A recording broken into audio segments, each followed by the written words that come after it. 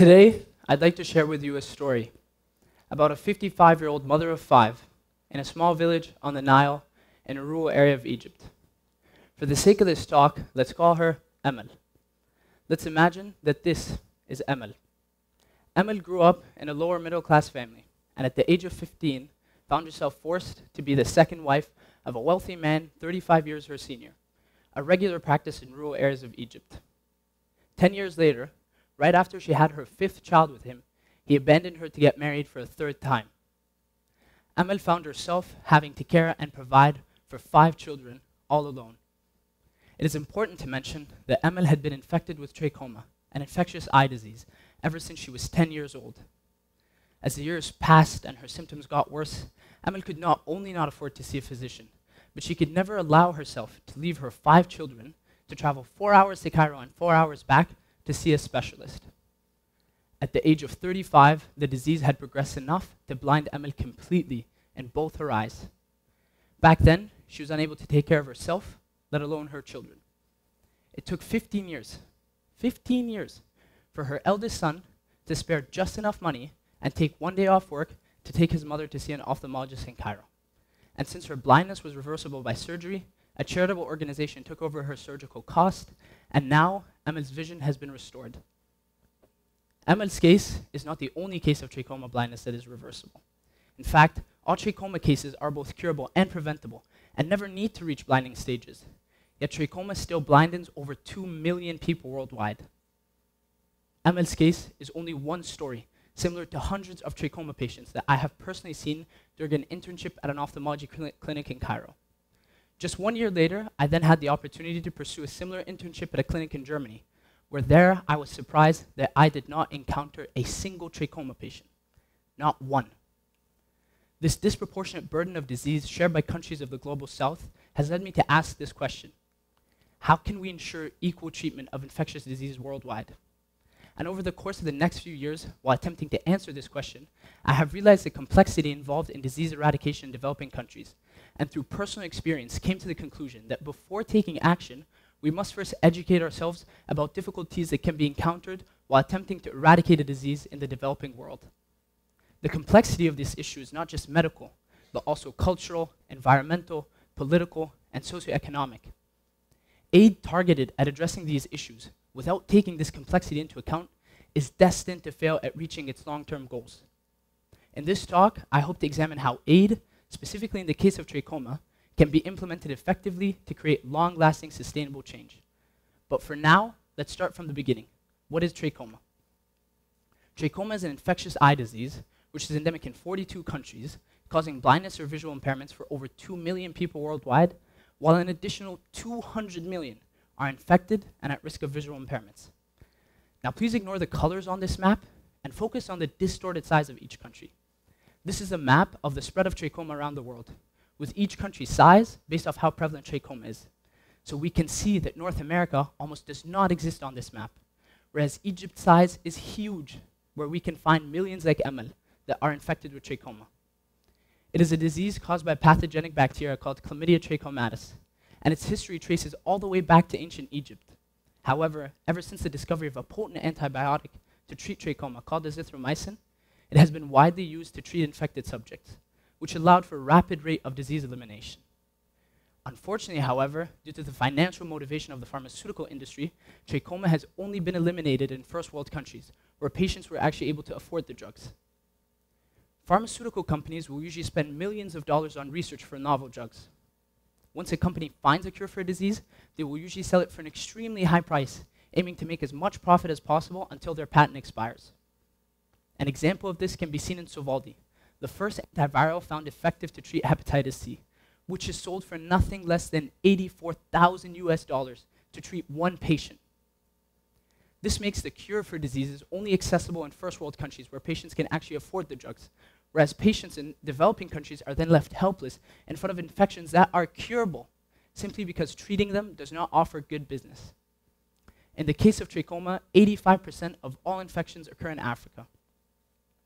What is crucial to note is that a trachoma patient must be left on average 15 to 20 years untreated before reaching a blinding stage of trachoma. There are over 2 million people worldwide that are blinded because of this disease. Now, to reiterate what this means, it means that over 2 million people for over 15 years have had absolutely no access to treatment that exists. Once blindness is caused by trachoma, it can still be reversed using surgery, which is what we saw in Emil's case. This, however, could be easily avoided by proactive treatment with antibiotics. Now, while trachoma is an important and impactful disease, it is only one of an entire category of diseases that affect over 1.4 billion people worldwide. It is completely overlooked by the media, research, funding, and the fields of medicine and pharmaceuticals in general. In fact, they are so overlooked that they are called neglected tropical diseases, or NTDs. NTDs are basically the most common diseases that you have never heard of. There are a list of around 20 infections, such as fasciculitis and Burley ulcers, which are all both curable and preventable. Yet still, as I said before, affect a staggering 1.4 billion people, which is not surprising when we find out that they affect the poorest 1/6 of the world's population, called the bottom billion. Just take a moment to think about that. That is 1 in every 6 person. Now on this map, the intensity of color represents the number of NTDs that affect each country. So every country in white is not affected. And as we can see here, North America and Europe are completely unaffected. However, if we look at Africa, South America, and Southeast Asia, we find each country there affected by at least 2 or more of these NTDs. Now, many of you might be asking, what can we do about trachoma and other NTDs? I mean, all these diseases are both curable and preventable, and have been eradicated in some places around the world, so eradicating them everywhere else cannot be that challenging, right? Well, not quite. Unfortunately, these diseases are especially frustrating because even though they are both curable and preventable, the solution to the problem of NTDs is not purely a biomedical one, and it's not as obvious as it may seem. For example, in the case of trachoma, the obvious solution would be to provide aid in the form of free antibiotics and surgery, and that alone should work. However, this was not the case when a study conducted in a village in Mali by Traoré et al. Showed that 10 years of free antibiotics led to a drop of trachoma incidence from over 30% to 0.2%. The village was then deemed cured from the infection, and all grants stopped. But in a follow-up study just 3 years later, trachoma incidence was found to have skyrocketed back to over 30%. Because the source of the disease, namely the lack of clean water sources and adequate hygiene, was never dealt with. What we see here is a clear example of a band-aid solution where resourceful initiatives from first world countries invested a significant amount of capital into what seemed like an adequate solution, yet only put a temporary band-aid on a gushing wound by overlooking the environmental factors that contribute to trachoma. Now let's move to Tanzania, to a Maasai village, where a study conducted found trachoma prevalence to be above 57%. In this case, not only were antibiotics provided for free, but also funding was allocated towards installing clean water sources and teaching local residents about adequate hygiene practices. Now this should work, right? Yet again, here challenges of a different kind are faced, as an ethnographic study of the Maasai people showed that they believed that scratching their eyelids with a rough leaf until it bleeds cured them from the infection. Additionally, 20% of all patients requiring surgery refuse the surgery, as they believe it will take them over 6 months for recovery before they can get back to farming. Whereas in reality, recovery only takes a few days.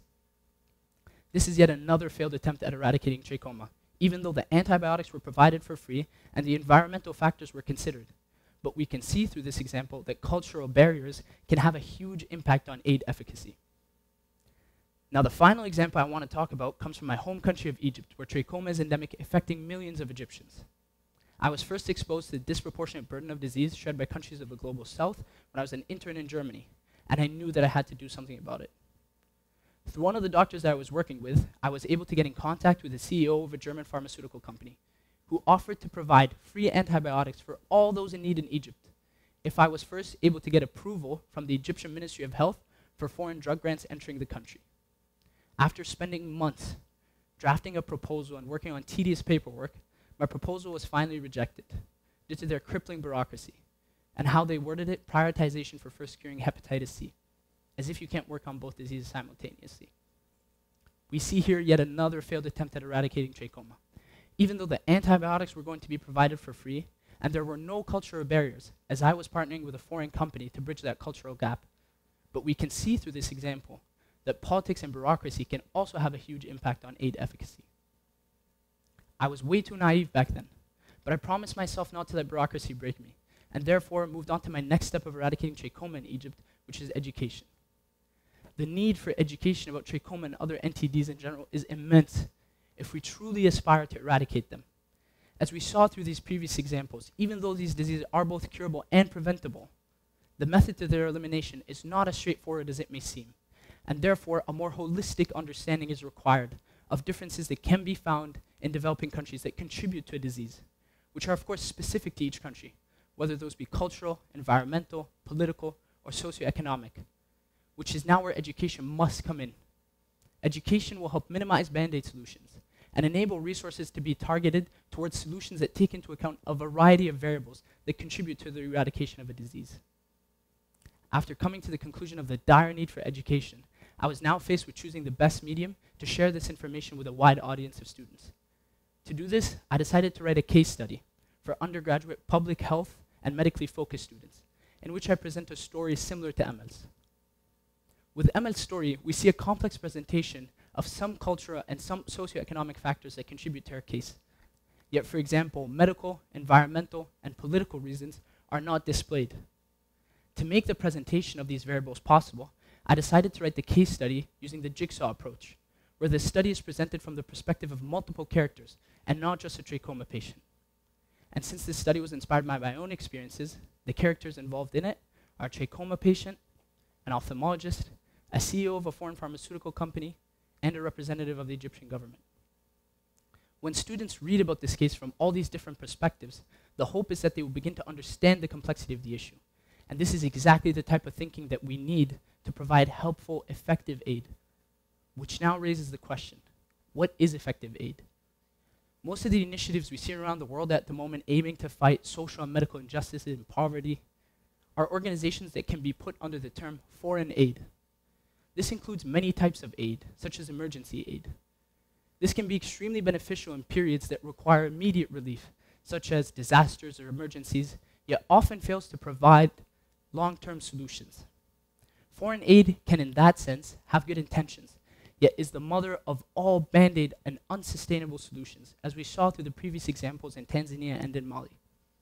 With foreign aid, we see the people providing the aid making the decisions and imposing the rules and determining who gets what, which ultimately strips the autonomy of those receiving aid from fixing their own problems, who, by the way, they are most aware of as they are the ones living through them. So what do we do now? Do we just stop providing aid, or is there maybe a better solution? Which is now where I'd like to present the idea of developmental assistance. Rwanda is a prime example of developmental assistance. Following the Rwandan genocide in 1994, most of the aid that Rwanda was receiving was in the form of emergency humanitarian aid. This was crucial in the period just following the genocide, however, rapidly became ineffective and unsustainable as donors continued to promote their own views and objectives without listening to the voices of both the local government and citizens, the people that know best where money should be spent. For example, after years of receiving aid in the form of food, it became evident that this was disincentivizing local food production due to decreased market demands as people were already receiving food for free. This aid, initially targeted at providing much-needed food, became problematic and unsustainable. After realizing how aid was hindering development, the Rwandan government proposed the Rwanda Aid Policy in 2006. This was a critical step in which the government fought for local ownership of aid grants, ultimately changing the way aid was thought of from a one-way transaction to more of a partnership between local aid receivers and foreign aid providers. The effects of this movement have been remarkable. For example, instead of building new roads to increase healthcare access to remote villages, Rwandan locals knew that residents of these villages do not travel often, and even with new roads, would not leave their villages to seek healthcare elsewhere. Therefore, the Rwandan government found a much cheaper solution by allocating money towards a drone delivery system.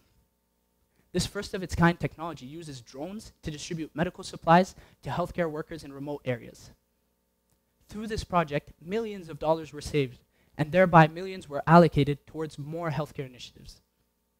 Due to the implementation of this technology, along with effective developmental assistance, the coverage for treatment of NTDs such as trachoma and river blindness skyrocketed from 3% in 2016 to 78% in just 1 year. These extraordinary numbers are a reflection of this movement away from a one-way model of foreign aid to more of a collaborative model of developmental assistance. This progressive approach highlights the impressive results that can be achieved when the voices of those affected is incorporated into decision-making, and a focus is placed on the long-term sustainability of projects. With Rwanda now having one of the fastest-growing economies in the world, there are so many lessons that we can learn from this country's model of developmental assistance. Finally, I'd like to say that to this day, no one has a perfect model for foreign aid, and no one has a clear, direct solution to the problem of trachoma or other NTDs. The variables involved differ from one place to another, and the process of their eradication will be time-consuming. It will be tiring, it will be costly, and it will be frustrating. But it is our responsibility, whether as future healthcare workers or educators, to not take this crisis lightly or distance ourselves from it.